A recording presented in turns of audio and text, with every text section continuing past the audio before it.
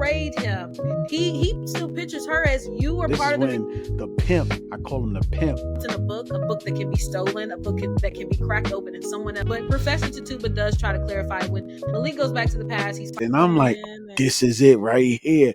This is where we're gonna get into it. So just imagine Malik. She like, okay with the illusions, Malik, come through. And you know, they kind of going around dancing. He got everything set up, and then we just switch. We just go right back. Malik is back in the secretarium. And he's with Tatuba, and Malik is back into the book with his spells, conjuring more spells into the book.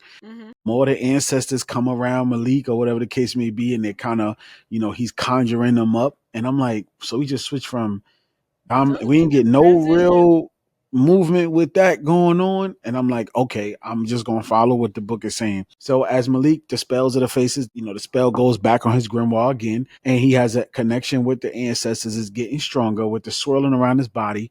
They sing to him, and then he teleports into the campus. And as he teleports into the campus, as he's walking around, he sees dead kids on the floor with their magic sucked from them. He sees Terran and Caiman and Keela, and everybody's just fighting. It seems like it's an all-out war. There's death everywhere. The bomb causes everywhere. Probably the Lugawoos is out there. So Malik is picturing like just a whole dead campus. Something happened where the magic broke, and his mother must have been able to get through, and everybody's fighting. You know, everybody's everywhere. And I'm like, this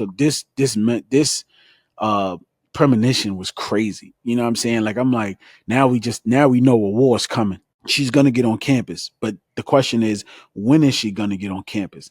And it's a whole war on Caiman Unity, and it's about to go down. And that's really how the chapter ended. And I'm like, okay, so Malik sees all these dead people on the ground. The magic is being conjured from them. His mom is there, Terran.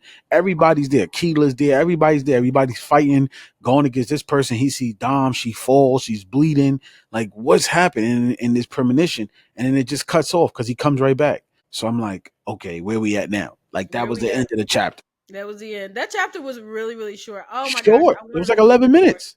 Reading, and it was like 11 minutes. Listening, it was like 11 minutes. I wanted to talk about Dom and Malik. I understood how she felt in this chapter. Like, and I understood how Malik felt as well. Like, he has a lot going on. All the stuff with his mom, the Divani Lamb, and now he does Homecoming. And he did not vote himself as part of Homecoming. They did that. I don't think that he really wants to do it, but it's like he picked Dom because that's the only other person that's the only other female he was even entertaining at the time. And so now she just feels like and because she says that you picked me. So I want you to want us to win. Everybody else is doing what they got to do, and we're sucking because you're not really in it. And I understand where she's coming from, but I mean, imagine everything that he's going through right now. His mind is everywhere. I remember it was a couple chapters ago where he had even said, I got too much other shit to do anyway, to be, you know what I mean? So I did feel bad for him, but I agree with you. We just jumped to the Sacratum and they're doing another spell. And I'm going to be honest, I told you, the spells don't make any sense to me. I'm trying to understand.